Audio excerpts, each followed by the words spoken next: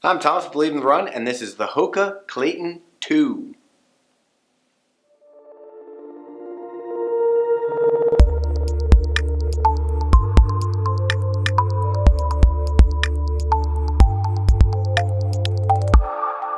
The Hoka Clayton was a popular shoe for Hoka this past year, and they brought it back with just minor updates, but they're big updates if you like the Clayton. In the Clayton 2, you'll notice that the upper's a little bit different, but it's really mostly just an aesthetic change, so it's just for looks. I thought the upper fit better. There's something about it that just fit my foot better. I liked it, so I thought that was the improvement of the shoe. Apparently it's mostly cosmetic, but it worked for me. A lot of people reported problems with the original Clayton of getting a blister from the way that the foot interacted with the bottom of the shoe, especially if you had flat feet. You were getting some rubbing and some blistering on both sides. This was caused by the foot frame, and so here's what Hoka did to fix it. It's not much, but it did the trick. They got a thicker Ortholite insole in there, and it's funny because the Ortholite insole was kind of glued in this time, but it's a thicker Ortholite insole to provide the protection for your foot where the upper and the midsole meet. Another feature of the shoe that people seem to enjoy is its dual density midsole, outsole of RMAT. You have a softer heel for protection when you land and a firmer midfoot to forefoot for takeoff. A lot of people really like this shoe, and it is a good shoe for getting in those high mileage workouts. Some people even use it for speed. It doesn't really work for me for speed. I had the same problem I had with the Clayton 1. No big surprise, because if you look at the bottom, it's exactly the same.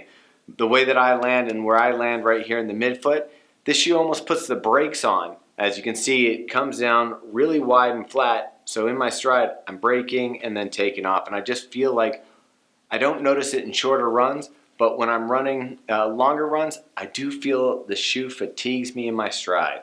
It could totally be in my head, but I was loving this shoe on the 8 to 9 mile runs. Took it out for a 16-mile run thinking it would be great for protection over the long mileage. For me, I went back into that feeling of the shoe was kind of braking on me, creating a little disturbance in my stride, which slowed me down and made me tired.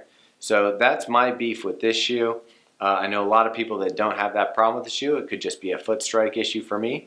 Another nice part of the update, I don't know where it came from or where they took it from, but the shoe is actually about a ½ ounce lighter than its predecessor. This one for a size 10.5 weighed in at 8.35 ounces, which is pretty light for a shoe with this much cushioning. I mean, look at that.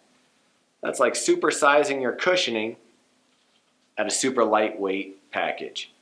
And that's where I think that a lot of shoes are missing it these days when you're going long, and why Hoka is getting so much attention, why runners continually are going to try Hoka, is that you really can't beat it for the cushion to lightweight ratio. Some people complain about durability. I've had no issues with it. I mean, you can see dirt on the bottom of this, but you're not seeing a ton of wear as far as where my foot's striking. Maybe a little around the lateral edge where I rub, but overall the shoe holds up pretty well. So if you like the Clayton 1, you're going to like the Clayton 2, and you better stock up on it. Rumor is that this shoe is going to be replaced in January by a shoe called the Mach. So this would be your opportunity when you see a shoe that you love and that you want to have in your collection. You may want to stock up on these when they go on sale. I look for it to start going on sale late in the year, again, when it's replaced by a new shoe called the Hoka Mach. So check it out. If you want to get this shoe, I would visit Running Warehouse, use the code BELIEVE10 and checkout. You'll save a little bit of money.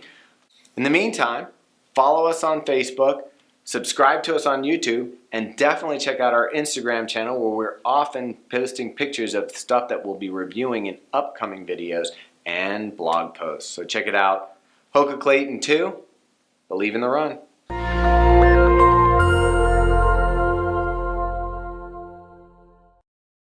Smoking the Hoka. No, I wasn't smoking that.